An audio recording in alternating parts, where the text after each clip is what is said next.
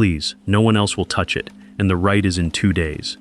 It was 9:20 on a Thursday night in a basement alterations shop in Jongno, the overhead sign already dark, when those words reached Adaeze Ume before the woman who spoke them did. She knew the sound of good manners cracking under panic, the voice of someone used to giving orders now reduced to asking a stranger for mercy.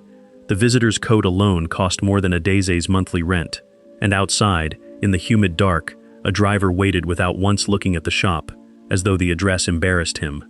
Adaeze expected to say no, the way any sensible foreigner 2 invoices from losing her shop was supposed to say no, to a family whose name she did not yet know. What she did instead put her, needle in hand, in the doorway of the loneliest household in Seoul. In Lagos, Adaeze had learned to sew before she learned to argue, kneeling beside her grandmother Mama Chinwe on mats scattered with thread ends, watching fingers thick with age turn narrow strips of aso-oke into cloth fit for kings. Weaving was not decoration in that house. It was inheritance, discipline. The family's way of saying a thing mattered enough to be made by hand and not bought finished.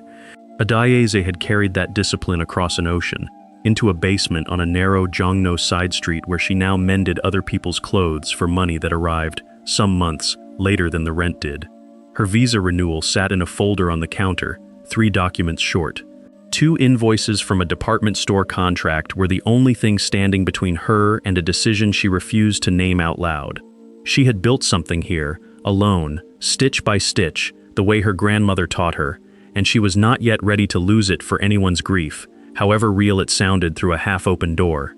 The woman in the doorway introduced herself as Bae Jung-suk, housekeeper to the Yoon family for over 20 years, and the name that followed, Yoon, of Dohyeon Group, the conglomerate whose glass tower could be seen from half of Jongno on a clear night, meant nothing to Adaeze beyond the obvious weight of money. What mattered was the garment folded inside the silk-wrapped box Bae carried, like something alive, a hanbok in pale jade silk, worn once by Han So-yoon, dead 1 year now, and needed whole again for the memorial rite that would gather the entire family in 2 days' time. An incense coal had rolled from its dish during a private moment of grief and burned through the sleeve. A hem had torn beyond that. Every atelier in Cheongdam-dong had already said no, too damaged, too much responsibility, too much family watching. Bae's hands shook holding the box out. "I have nowhere else to bring it," she said, and meant it. Adaeze took the box before she had decided anything, which was, she would later understand, the same as deciding everything. She did not yet know that a 9-year-old girl named Ha-eun would spend 2 nights watching her work in near silence, or that the girl's father would arrive at dawn and stand in a doorway without saying a word, watching a stranger repair the last whole thing he had of his wife. She did not know about the grandmother who would call her a taker of grief, or the cousin who would whisper her name to a gossip column, or the year that would pass before that same silk crossed a threshold again, worn by a girl grown taller, watched by a family that had finally learned her name properly. This is the story of that hanbok, and of everything it stitched back together, one invisible thread at a time.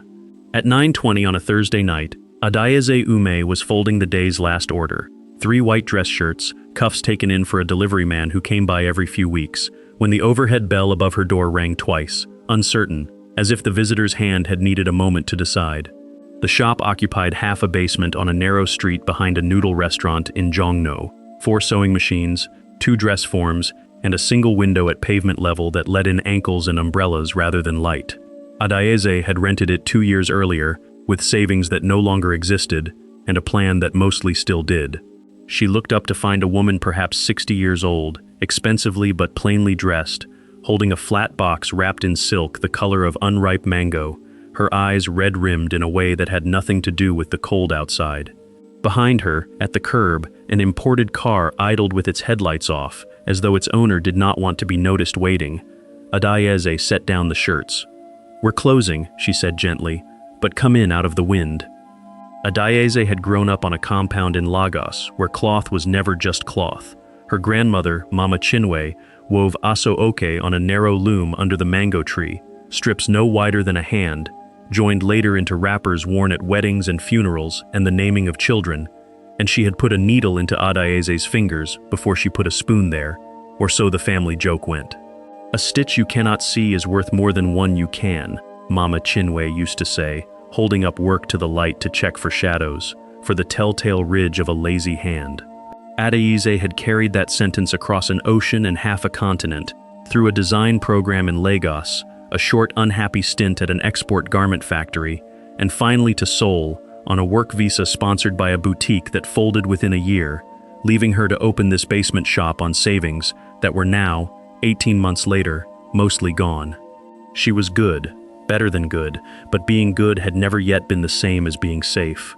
Her visa paperwork needed 3 more documents she hadn't gathered, her rent was due in 9 days, and a department store contract, delivery Saturday, was the only sure money standing between her and a very bad month.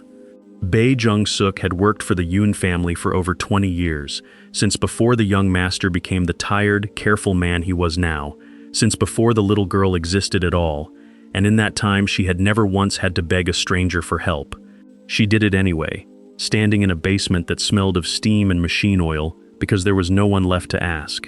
The box in her hands held a hanbok of pale jade silk, hand-embroidered along the collar, worn by Han So-yoon on the last New Year she was alive to celebrate.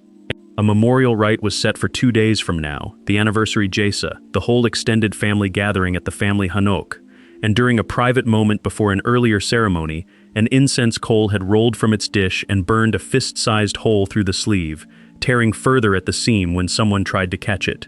Every serious atelier in Cheongdam-dong had refused the repair. Too much silk damage, they said, too much family grief riding on one seam, too much to be responsible for if it went wrong. I have nowhere else to bring it, Bae said, setting the box on the counter like something that might still be breathing. Please, no one else will touch it.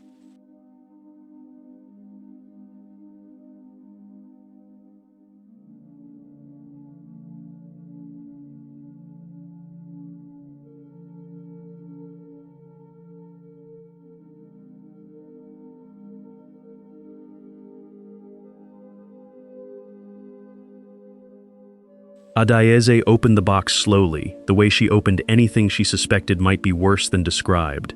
The silk was old-world quality, hand-loomed rather than machine-woven, dyed in a jade that had faded unevenly with wear, the way real silk does, and synthetic silk never bothers to. The burn had eaten a ragged hole through the left sleeve near the elbow, its edges brittle and blackened, and the tear at the side seam ran nearly a hand's width, threatening to spread further with any careless handling. It was, by any honest measure, exactly as bad as the ateliers had said. Adaize turned it under the lamp, checking the weave direction, the thread count, the hand-finished edges that told her someone had made this garment to be worn for decades, not seasons. She thought of the department store order waiting on her machine, due Saturday, already half cut. She thought of her rent. She did not say yes. She said, "Leave it with me until morning," which was not agreement, only a door left open a crack, and watched Bae's shoulders drop with something that looked almost like relief, though the harder decision was still hers alone to make, alone, after the shop went dark. Bae had gone to 5 ateliers before she found her way to a basement in Jongno she had only heard about from a hotel concierge who mended his own uniform there. The first, in Cheongdam-dong, had photographs of celebrities on its walls and a manager who examined the burn for exactly 4 seconds before declining, citing insurance. The second wanted 3 weeks and a signed waiver absolving them of any further damage. There were only 2 days. The third simply said the silk was beyond saving, without touching it at all. 2 more gave apologetic versions of the same answer, each one a little more embarrassed than the last, as though the real problem were not the silk but the size of the family attached to it, the Yoon name, the Dohyun group, the unbearable weight of being the one who ruined something a widower's dead wife had worn. "They are afraid of us," Bae admitted quietly, surprising herself with the honesty of it. "Everyone is afraid of us, and no one wants to be the one who is blamed if it goes wrong." She looked at Adaize, who had said nothing yet, and added, "You do not seem afraid."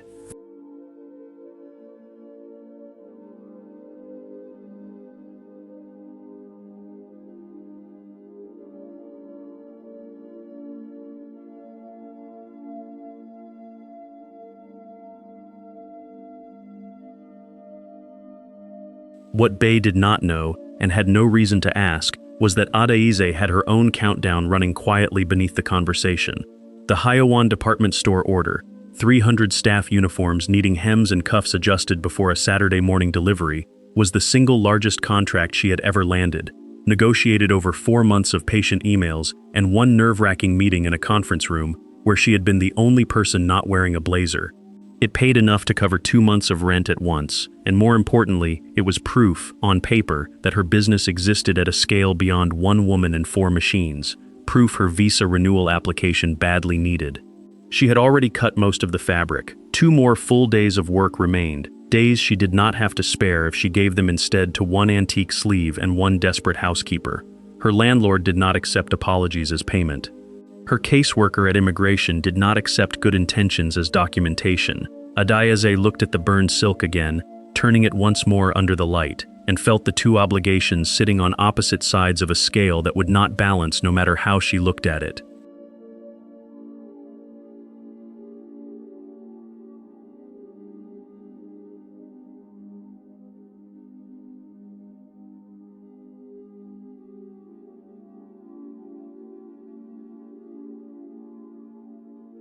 After Bey left with a promise to return at 8 the next morning, Adayeze sat alone at her work table with the Hanbok spread before her like an accusation. She ran the numbers the way she always did when frightened, out loud, in the small, stubborn voice her grandmother had taught her to use on fear. 2 nights of hand mending, working through both, would cost her the Haiwan deadline entirely. There was no version of the week where she slept enough to do both well, and doing either badly was not a version of herself she was willing to become. Declining the Hanbok cost her nothing but Bey's disappointment and a stranger's grief she would never have to see up close. Accepting it might cost her the contract, the rent, possibly the visa timeline she had built her entire year around, and yet the silk under her hands felt like nothing she had touched since Lagos.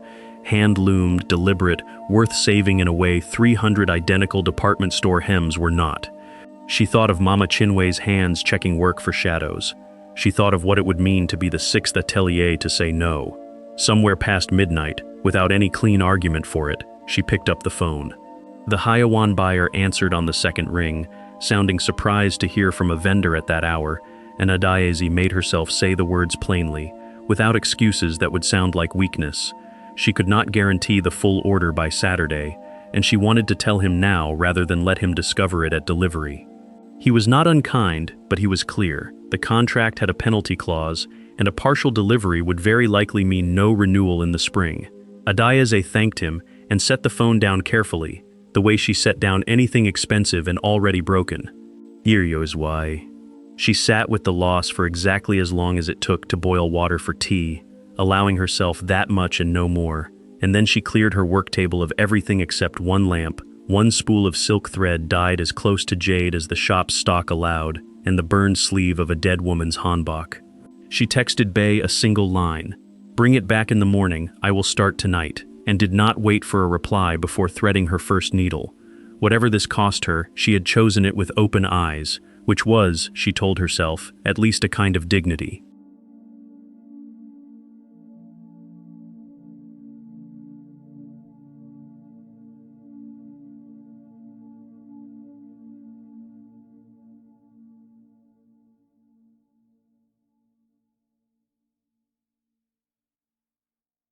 By 8 the next morning, the Hanbok was back on Adayeze's work table in full daylight, and the damage looked no better for having slept on it.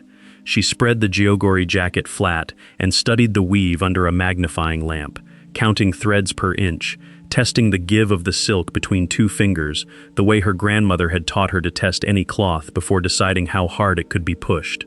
The burn had taken more than fabric. It had scorched the inner lining as well, meaning she would need to open the seam fully, replace a hidden panel, and close it again so precisely that no one running a thumb along the inside would ever find the seam. The tear at the hip was simpler in principle, a straight run along the grain, but the silk there had aged thin, and any stitch too tight would pucker, any stitch too loose would show. She matched thread colors against the fabric in 3 different lights before she was satisfied, rejecting 2 spools that looked identical under the lamp, but wrong the moment she carried them to the basement's 1 window. This was not repair work in the way most people meant the phrase. This was closer, she thought, to forgery, remaking a piece of cloth's memory so completely that the wound disappeared from it entirely.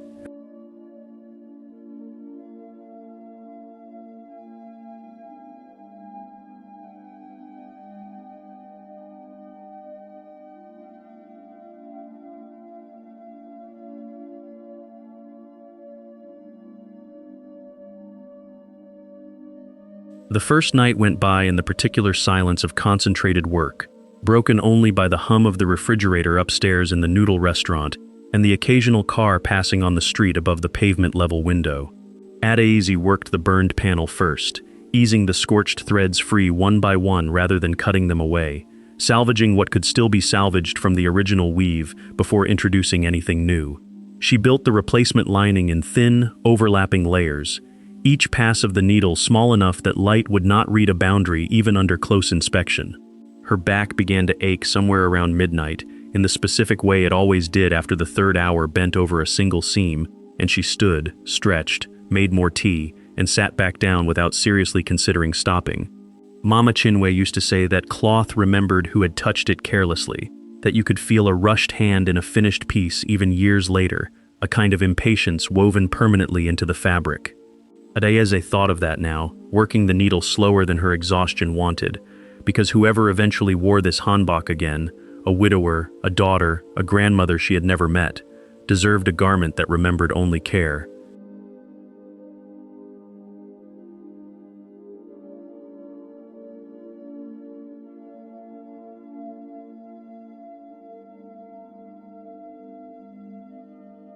The girl arrived without warning a little after 9 on the second evening, trailing behind Bay, who had come to check on the work's progress and clearly had not planned on bringing anyone. She was perhaps 9 years old, dressed in a school uniform slightly too big at the shoulders, and she stood just inside the doorway for a long moment before approaching the work table at all, the way a cat inspects a room before deciding whether to enter it fully. "This is Hayun," Bay said, a little apologetically. She would not stay in the car. The girl did not offer her own introduction. Instead, she looked at the hanbok spread across the table, at the careful stitches marching along what had been a raw wound the night before, and something in her face changed. Not quite recognition, but close to it, the look of a child seeing a familiar object made strange by damage, and now, slowly, being made familiar again. "Is that my mother's?" she asked, in English better than Adaeze expected, and did not wait for an answer before pulling a stool over and sitting, close enough to watch the needle, but careful, without being told, not to touch anything on the table.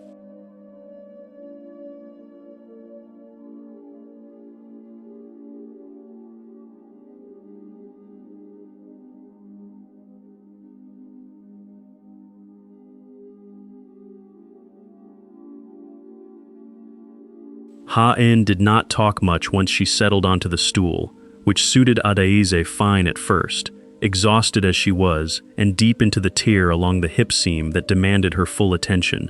But somewhere past 10 the girl began asking small, specific questions. What the thread was made of, why some stitches went one way and some the other, whether it hurt the fabric to be sewn, and Adaeze found herself answering each one properly, the way she would have wanted an adult to answer her at that age, rather than brushing the child off with something simple. She showed Hayun the invisible stitch under the lamp, how it disappeared even at close range, and the girl leaned in so far her breath fogged faintly on the silk. Bay dozed in the shop's one spare chair near midnight, and still Hayun did not ask to leave, curled instead against the work table's leg with her school bag as a pillow, waking every so often to check the sleeve's progress before drifting off again. Adaeze worked around her carefully, moving the lamp rather than the child, and felt something shift quietly in her chest that had nothing to do with the contract she had already lost. Yoon Tae-ho arrived a little before 6 in the morning, dressed in the same dark suit he had likely worn the day before, having come straight from an overnight flight rather than from sleep. He did not call out or knock properly. The door was unlocked and he simply stopped in the frame, one hand still on the handle, taking in the scene before he was ready to be part of it. His daughter lay curled asleep against a stranger's work table. Bay dozed upright in a folding chair. And at the center of it, under a single working lamp, a woman he had never met sat bent over the last whole piece of clothing that had touched his wife's skin, pulling a final, nearly invisible stitch through silk that, the night before yesterday, every serious atelier in the city had refused to touch. He did not speak. He stood in the doorway for what felt, to Adaeze, like a very long time, watching her hands rather than her face, and something in his stillness made her slow her work rather than rush to acknowledge him. When she finally looked up, needle still between her fingers, neither of them said anything for a moment that stretched further than either seemed willing to end.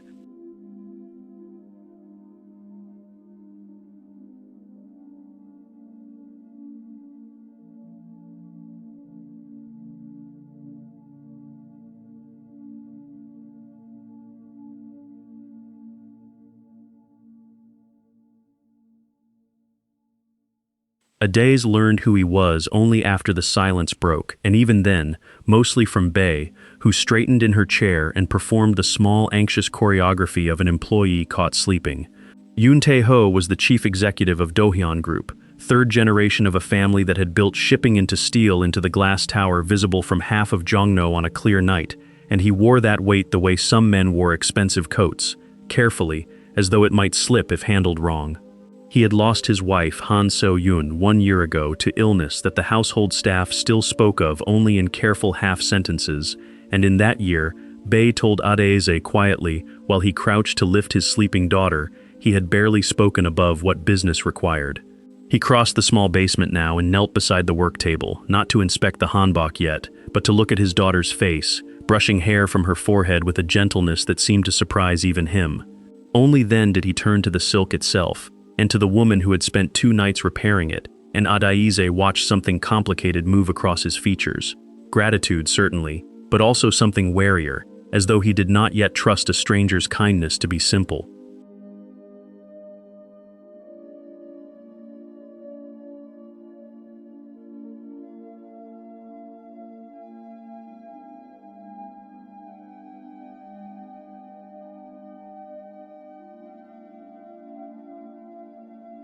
He named a figure before he had even finished examining the stitches, an amount that made Adaeze's pulse jump before her expression caught up and steadied it.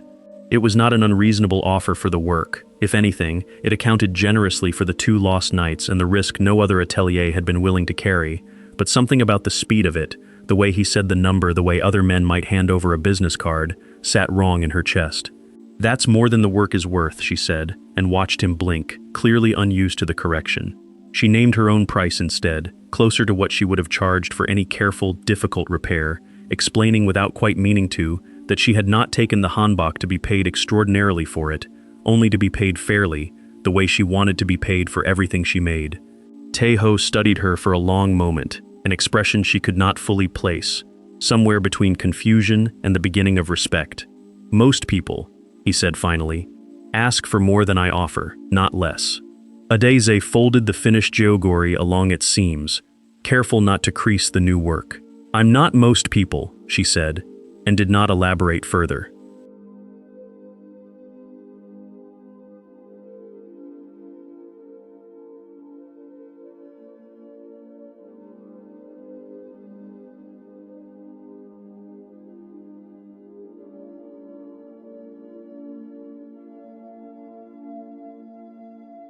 He asked the question plainly, standing now with the wrapped Hanbok in his arms, and his sleeping daughter still balanced against Bei's shoulder, as though he genuinely needed the answer before he could leave. "Why did you take it, when the others wouldn't?" Adaeze considered several easier answers, the money, the challenge, professional pride, before settling on the truer one. She told him, briefly, about a compound in Lagos and a grandmother who wove aso oke under a mango tree, who had taught her that a garment carrying a family's memory was not a liability to be avoided, but a responsibility worth the difficulty, that the harder a piece was to save, the more it mattered that someone tried. "The other ateliers saw a risk," she said. "I saw a Hanbok someone loved enough to keep wearing until it fell apart." Tae-ho did not answer immediately. He looked down at the silk in his arms instead, at the collar's embroidery, at seams that no longer showed where the damage had been, and something in his jaw shifted, not quite a smile, closer to the release of a held breath. "My wife would have liked you," he said quietly, and left before Adaeze could decide how to respond to that.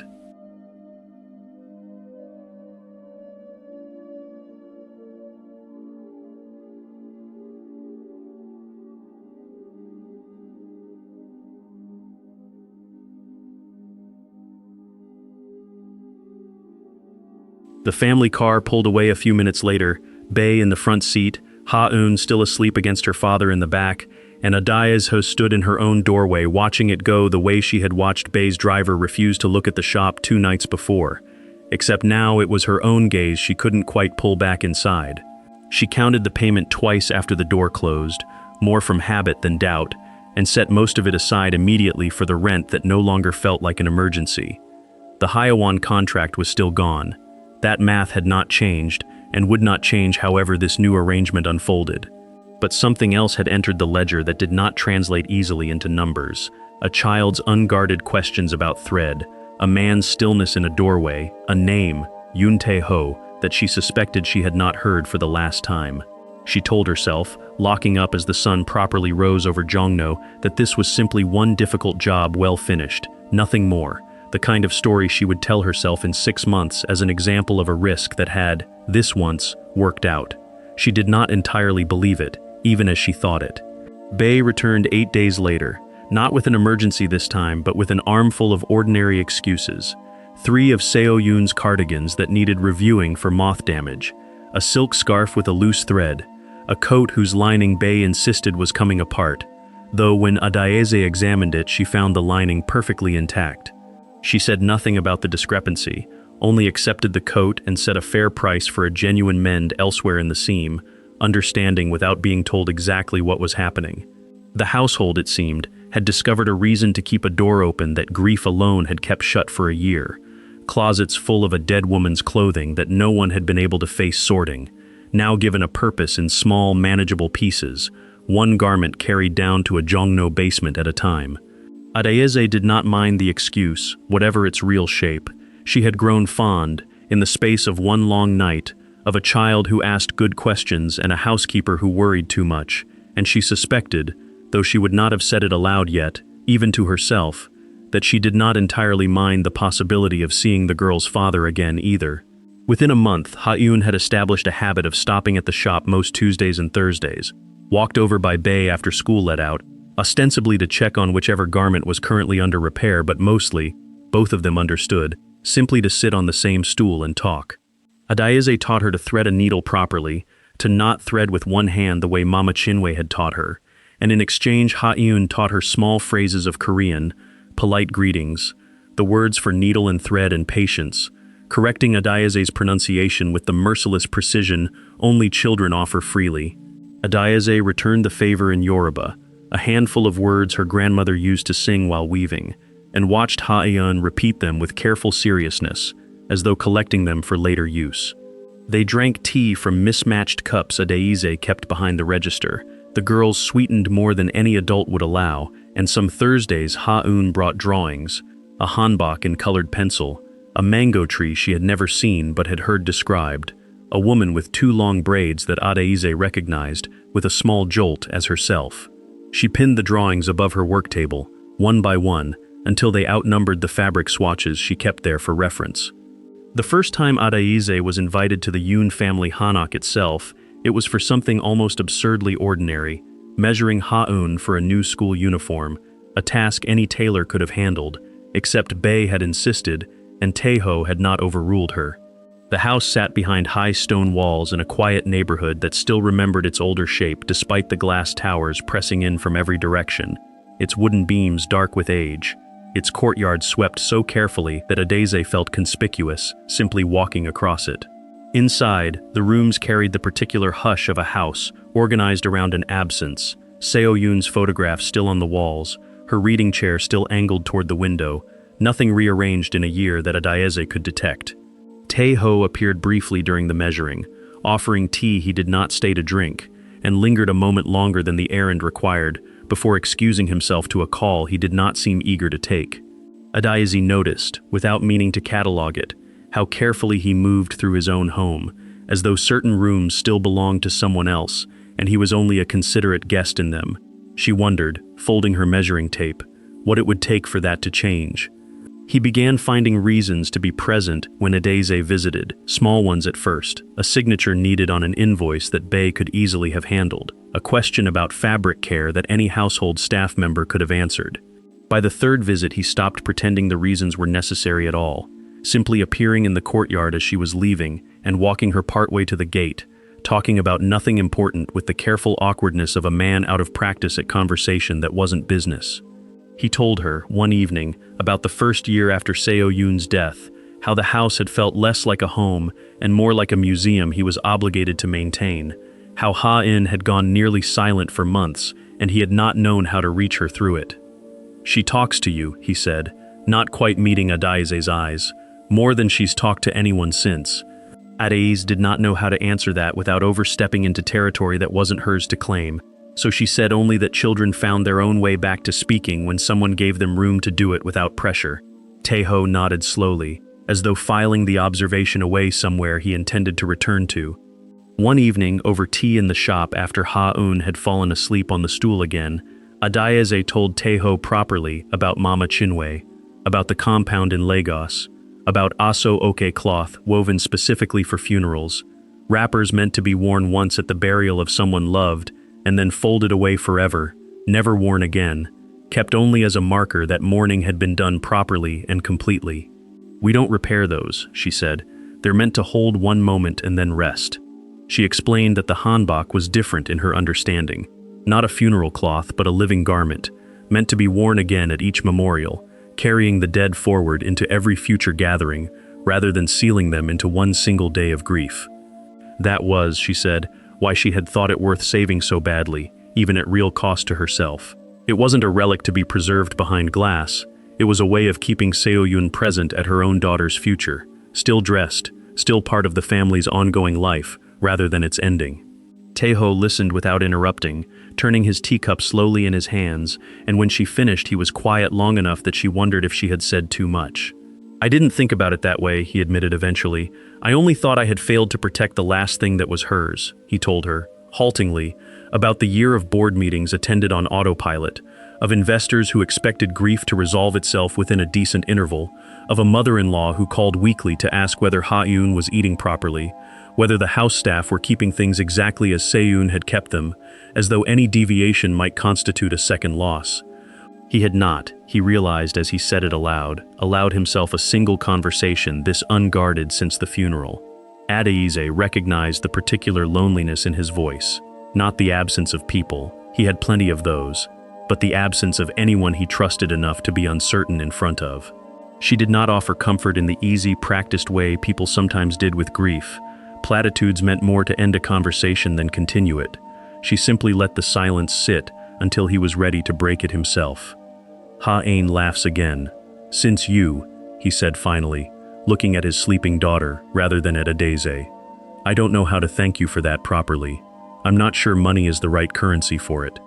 They shared a simple meal in the Hanok's kitchen one Sunday, ostensibly to celebrate the finished school uniform, though both of them understood by then that the occasion was mostly an excuse invented to justify more time in each other's company, without either having to say so plainly. Bae had prepared far more food than 3 people required, and then found urgent reasons to be elsewhere for most of the evening. Taeho was, Adayeze discovered, quietly funny in a way his public reserve gave no hint of, dry and self-deprecating about board meetings and his own limited cooking skills, and she found herself laughing more easily than she had in months, since well before the Hanbok, since well before Seoul had started feeling less like a place she was surviving, and more like somewhere she might actually want to stay. There was a moment, clearing dishes together at the sink, when their hands brushed reaching for the same cloth, and neither pulled away quite as quickly as good manners required. Neither of them named what passed between them in that instant, not that night. Propriety and grief both sat too close to the surface still, hers about overstepping a household not her own, his about a wife barely a year gone, and both understood, without discussing it, that the moment would have to wait.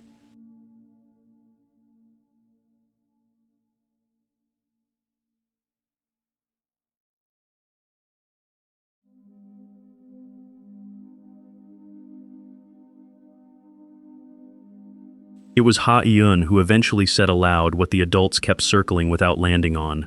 Walking Adayeze to the gate one evening, after a visit that had run long, the girl slipped her hand into Adayeze's without asking, the way children do when a gesture feels obvious to them and unremarkable, and said, quite simply, "I wish you were here every day, not just Tuesdays." Adayeze crouched to Ha-eun's height, choosing her words carefully, aware that whatever she said next would matter more than she had any real authority to promise. "I like being here too," she said, which was true and safe, and did not commit either of them to anything neither was ready for. Ha-eun considered this with the serious face she wore when working through a problem, then asked, with the directness only a 9-year-old could manage without cruelty, whether Adayeze might someday be something closer to family instead of just the lady who fixed her mother's clothes. Behind them, in the doorway, Taeho had gone very still, close enough to have heard the question clearly, and when Adaeze glanced up, she caught his expression before he could smooth it into something more neutral, something unguarded, something that looked, for just a moment, like hope he had not given himself permission to feel yet. Han Myung-suk arrived at the Hanok unannounced on a Sunday afternoon in early autumn, as she did perhaps twice a month, moving through the house with the particular authority of a woman who had once run a household herself and had never entirely relinquished the habit. She was Seo-yun's mother, 71 years old, upright as a much younger woman, and she treated the preservation of her daughter's memory as a duty owed rather than a private grief indulged. The photographs dusted precisely, the reading chair angled just so, every small deviation from the year before noted, and when necessary, corrected. She found Adaeze in the courtyard that afternoon, measuring Ha-eun for a second uniform, and stopped in the gateway with the stillness of someone assessing a stranger for weakness before deciding how to proceed. Bae, catching sight of her from the kitchen window, went visibly pale and hurried out to make introductions no one had asked for. Madame Han did not offer her hand.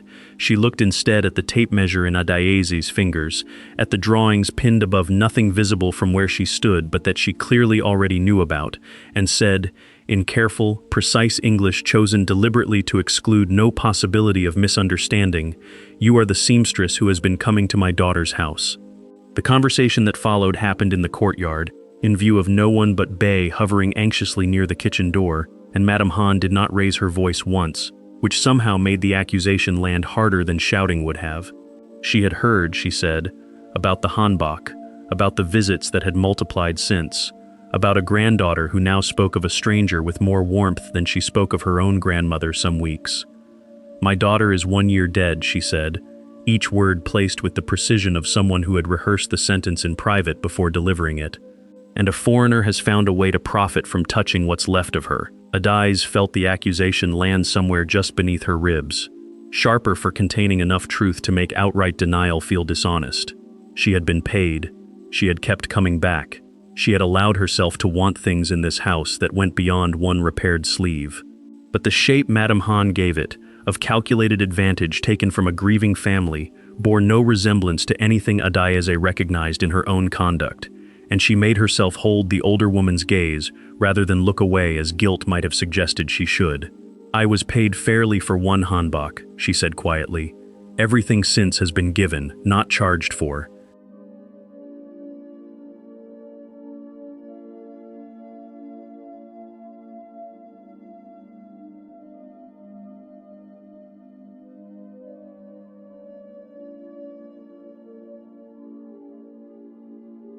Madame Han's expression did not soften, but she did not interrupt either, which Adaeze chose to read as an opening rather than mere patience. She spoke of her grandmother's compound in Lagos, of a discipline in handwork that had nothing to do with sentiment and everything to do with respect for what a garment represented to the people who wore it, a respect. She said carefully that she had extended to studying the traditional Korean hand-finishing methods specifically in the months since the Hanbok, not because anyone had asked her to, but because Seo-yun's silk had deserved a repair done in the correct hand, not merely a competent one.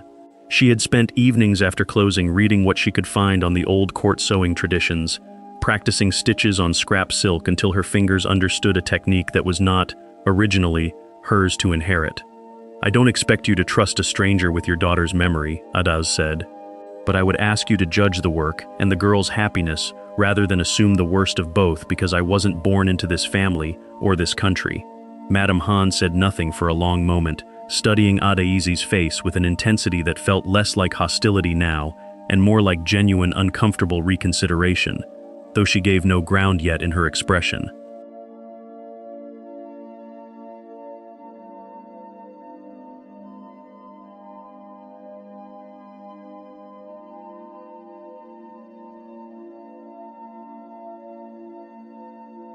Later that same evening, after Adaeze had gone, Madame Han asked to see the Hanbok itself, the one from a year ago, and Taeho brought it from the closet where it had been kept since its return, unworn, waiting for the anniversary Jesa still weeks away. She examined the mended sleeve under the courtyard lamp with the same unforgiving attention she had once given her own daughter's schoolwork, running a thumb along the seam, searching for the shadow of careless work that experienced eyes could usually find. She found nothing, no ridge, no pucker, no visible boundary between old silk and new. And this, rather than settling her suspicion, seemed only to deepen it, as though competence this complete were itself a kind of evidence for something she could not yet name. "She is skilled," Madame Han admitted to her son-in-law grudgingly, folding the garment closed again. "That is not the same as trustworthy. Skilled people know exactly how to make themselves indispensable to a lonely house." Taeho, who had said very little throughout his mother-in-law's inspection, finally spoke, choosing his words with the caution of a man who did not wish to provoke a fight he could not win outright. "She has never asked me for anything," he said. "Not once. That has to count for something." Madame Han did not answer him directly, only set the hanbok down with unusual care.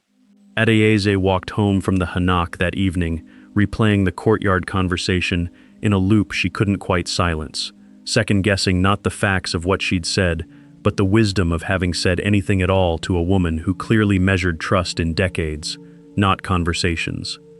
She understood, in a way she hadn't fully let herself before, that no explanation she offered would matter as much as consistent, undramatic proof over time, that Madame Han's suspicion wasn't unreasonable, given what she'd lost, and how easily a household in mourning could be taken advantage of by someone clever enough to seem harmless. Adeyeze did not resolve, lying awake that night, to defend herself more forcefully next time, or to seek Madame Han out and argue her case again.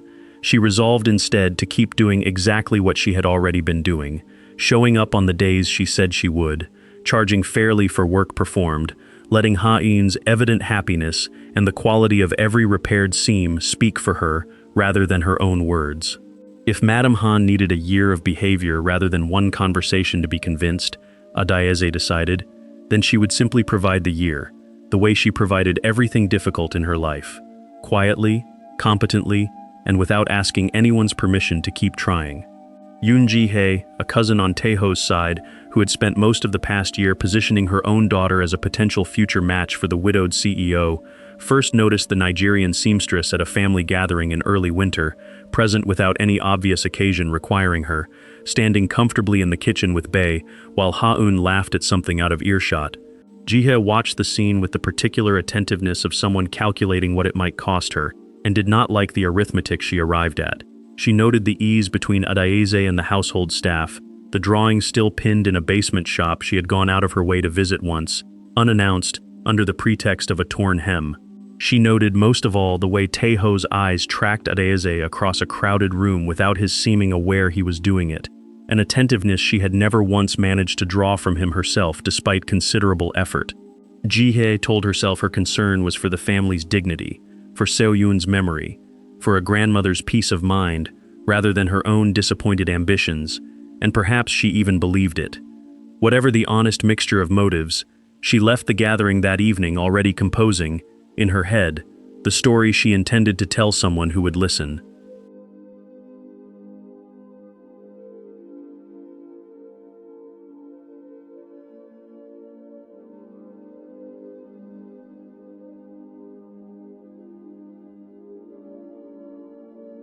The item appeared on Cheongdam Diary, a gossip site that specialized in exactly this kind of unverifiable, deniable insinuation about Seoul's wealthy families. 10 days later, under a headline that named no one directly, but described details specific enough that anyone in the right circles would know precisely who it meant. A foreign seamstress, the item claimed, had inserted herself into a grieving chaebol household, charging extravagant sums to handle the belongings of the dead while cultivating unusual closeness with a motherless child, all under the passive gaze of a CEO too lonely to see what was plainly in front of him. It was, in its particulars, almost entirely false. The price had been fair, the closeness had been earned patiently over months, and nothing about Adeze's conduct resembled calculation.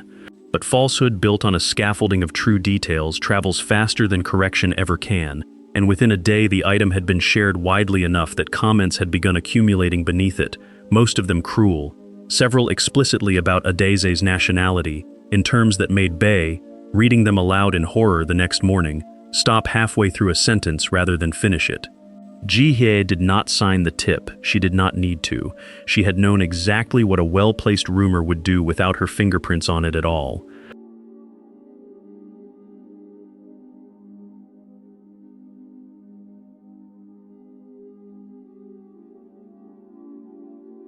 The backlash reached Adaize's shop before she understood precisely what had caused it.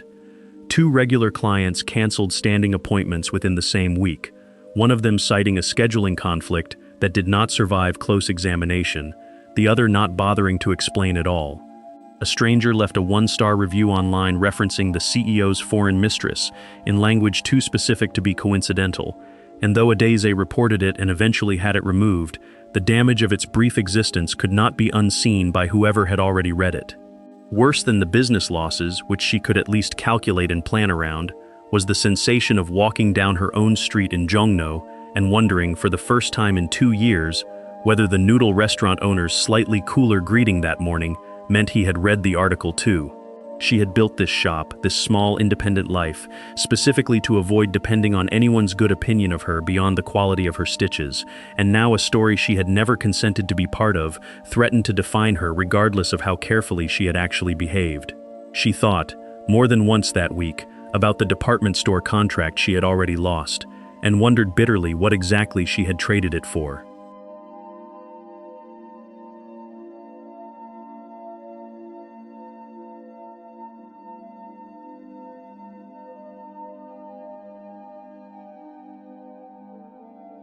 Teho called the moment he saw the article, his voice carrying a controlled fury Adaize had not heard from him before, directed entirely at the situation, and not once, she noted with something like relief, at her.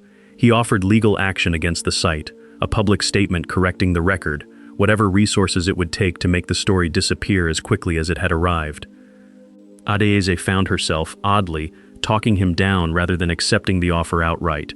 A public statement from the Yoon family would only amplify the story to audiences who had never seen it, and legal threats against an anonymous gossip site rarely produced anything but more attention. What she did not say, though she considered it seriously that week, was whether continuing to visit the Hanok at all was worth the cost now attached to it, whether the friendship she had built with a lonely child and, increasingly, with the child's father justified the damage accumulating to her own name and business. Madame Han's earlier accusation echoed uncomfortably now, given a public voice she hadn't asked for and couldn't fully disprove. Adaize did not decide anything final that week. She simply grew quieter, more careful, and let 2 Tuesdays pass without visiting the Hanok at all, testing what the silence would feel like before committing to it.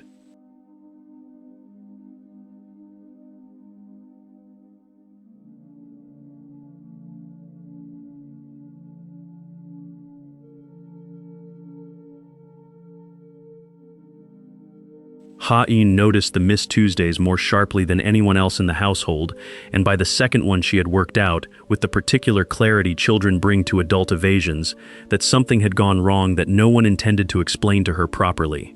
She overheard fragments, her grandmother's name, a website, her father's low, careful voice on the phone, and pieced together enough to understand that people were saying unkind things about Adaize, and that this was somehow connected to her staying away. The anniversary Jesa was 3 days off now, the whole extended family expected at the Hanok, the repaired Hanbok, hanging ready in a closet Ha-un had visited more than once, simply to look at the sleeve where the burn used to be. She asked her father directly, over dinner, whether Adaize was coming to the ceremony, and watched him set down his chopsticks carefully before answering that he wasn't sure it was her place to attend, a sentence that satisfied neither of them. Ha-un spent that night composing, in the careful printing of a 9-year-old very sure of her own reasoning, a note she intended to deliver herself if no adult in the house was brave enough to make the invitation properly.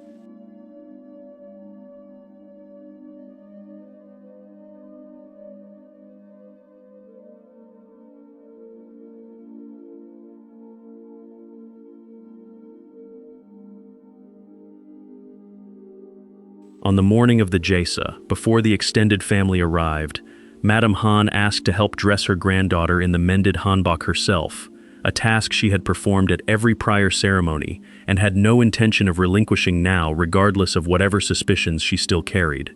She worked the ties with practiced hands, and as she smoothed the sleeve into place, her fingers paused at the seam where the burn had been, tracing it the way she had in the courtyard months before, searching out of old habit for the flaw she had not found then either. This time, though, she looked closer, turning the fabric to catch the light differently, and recognized something she had missed in her first, angrier inspection. The specific hand-finishing technique used to close the seam was not merely competent generic mending, but the traditional method once reserved for court sewing, precise in a way that could only come from real study, not guesswork or shortcut. Madame Han sat very still for a long moment, her granddaughter fidgeting patiently in front of her, and something in her chest that had been braced for a year finally, slightly, loosened. She said nothing to Ha-Eun about it, but when Tae-ho passed the doorway minutes later, she caught his eye and held it, and he understood, without a single word exchanged, that something between them had shifted.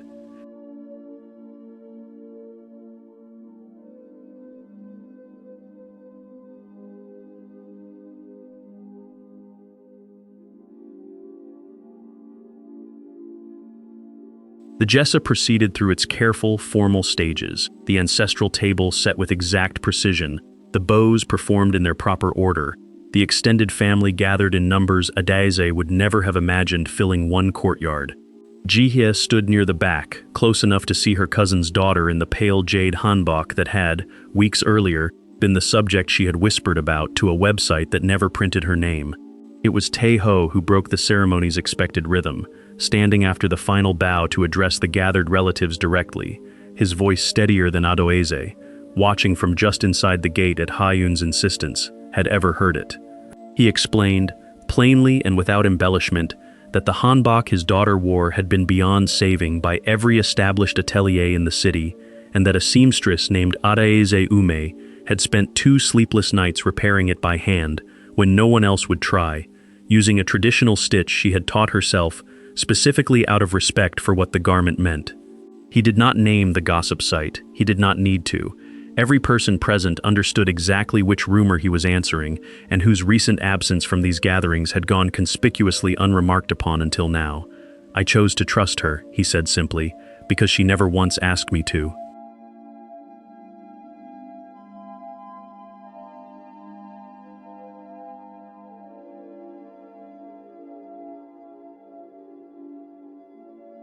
Adaeze could have let his words stand as the full answer, and remained quietly at the gate, and no one would have faulted her for it.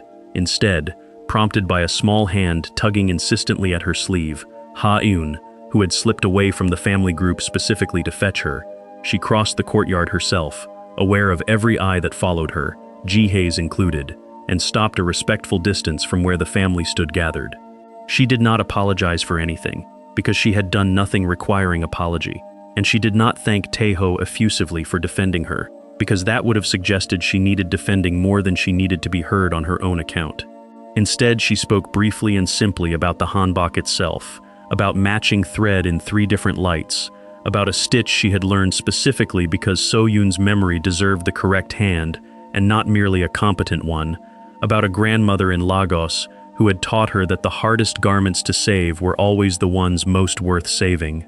She addressed Madame Han directly at the end, meeting her eyes without flinching. "I never asked to be trusted blindly," she said. "I only asked to be judged by the work." Madame Han held her gaze for a long moment, then, almost imperceptibly, inclined her head.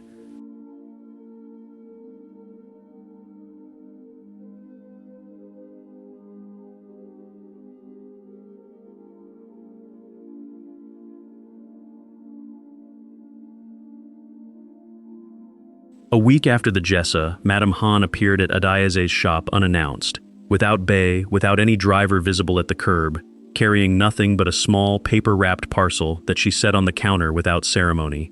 Inside was a length of hand-loomed silk, older than anything in Adaeze's current stock, purchased decades earlier for a garment Madame Han had never finished making. For practice, she said, which both of them understood was not really the reason at all. They sat together for tea, an arrangement neither would have predicted possible 3 months earlier, and Madame Han spoke, haltingly at first and then more freely, about her daughter. Not the sanitized version offered to guests, but small, specific memories. The way So-Yoon had hated the collar of formal hanbok as a child and complained about it every single ceremony. The particular laugh she had that Ha-Eun was only now beginning to echo. Adaeze listened more than she spoke, understanding that this was not an apology exactly, but something adjacent to one, a grieving mother choosing to extend trust to the person who had, however unexpectedly, helped carry her daughter's memory forward, rather than let it end where the silk had torn. When Madame Han finally rose to leave, she paused at the door. "You may call me Grandmother Han," she said, "if you continue to earn it." The following months settled into a rhythm neither dramatic nor entirely quiet. Adayeze's shop recovered its footing gradually. The department store contract never returned, but word had traveled through more reputable channels than Cheongdam Diary about the seamstress who had saved an unsavable hanbok, and new clients arrived with garments they described, half embarrassed, as probably beyond help, precisely the kind of difficult, meaningful work Adayeze had always preferred over routine hemming anyway. She and Taeho did not rush what had grown slowly between them into anything with a name attached too quickly. He visited the shop on Thursday evenings when his schedule allowed, sometimes with Ha-eun, sometimes without, and they talked more than they touched, careful with each other in the specific way of two people who had both already lost something and understood exactly how much care rebuilding required. Ji-hye stopped attending family gatherings for a season, her own overreach having cost her more standing than her original scheme had ever threatened Adayeze's. Bae took to humming while she worked, something the household staff quietly noted had not happened in over a year. And Ha-in, asked by a teacher that autumn to draw her family for a school assignment, included, without any prompting from anyone, a woman with 2 long braids standing beside her father in the finished picture.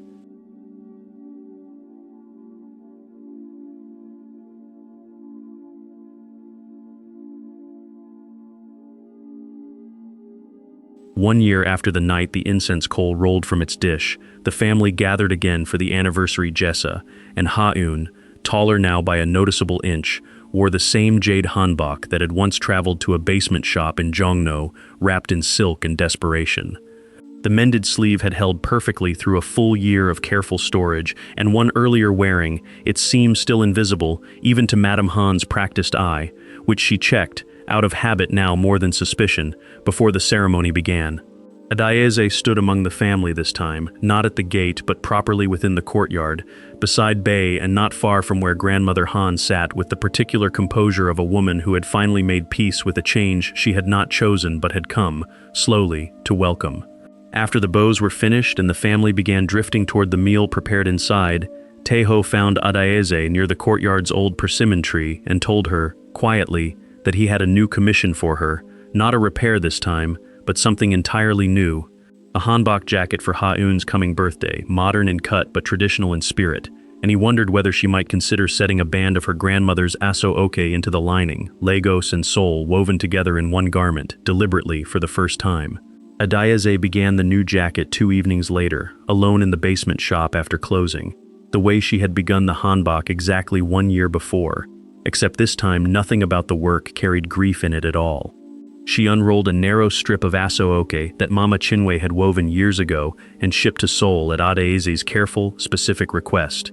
The pattern, unmistakably Yoruba even at a glance, meant originally for nothing in particular, saved simply because it was beautiful, and her grandmother never wove anything she didn't believe deserved eventual purpose. She measured it against the hanbok pattern spread across her work table, testing how the two traditions might sit together at the lining's edge without either overwhelming the other. The same careful attention she had once given a burned sleeve now turned toward something being built rather than restored. Ha-eun's drawings still hung above the table, joined now by several new ones, and beside them Adayeze had recently pinned a photograph Bae had taken at the jesa, 3 generations of one family, and herself at the edge of the frame, no longer merely permitted there but genuinely included. She threaded her needle under the single working lamp, exactly as she had that first desperate night, and began, for once, not mending anything broken, but making something new.